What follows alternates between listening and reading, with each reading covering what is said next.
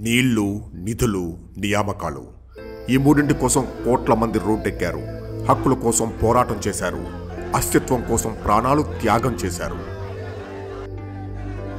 మా భూమి మాకేనని పోరాటం చేసిన తెలంగాణలో అదే భూమిని రైతుల నుండి లాక్కుంటున్నారు.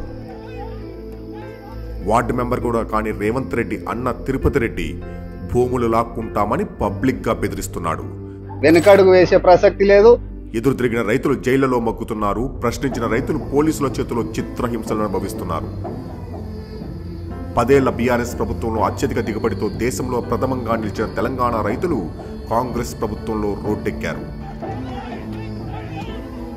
ఒక్క కలెక్టర్ని ఎదిరిస్తే ప్రభుత్వం మొత్తం పగబట్టింది. ఒక ఆఫీసర్ కి కొడితే అంత రియాక్ట్ అవుతుండ్రు. మా రైతు పరిస్థితి ఇట్లుంది, మరి మా కోసం ఎవరు రారా మీరు? మరి వందల మంది రైతులు తరతరాలుగా కూడబెట్టుకుని కాపాడుకున్న భూమిని లాక్కుంటే నోరెత్తరా, పోరాడరా, ఉద్యమించరా?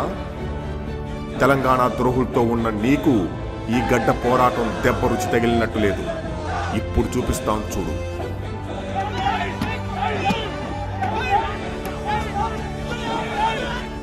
ఎట్లుండే తెలంగాణ, ఎట్లయింది తెలంగాణ.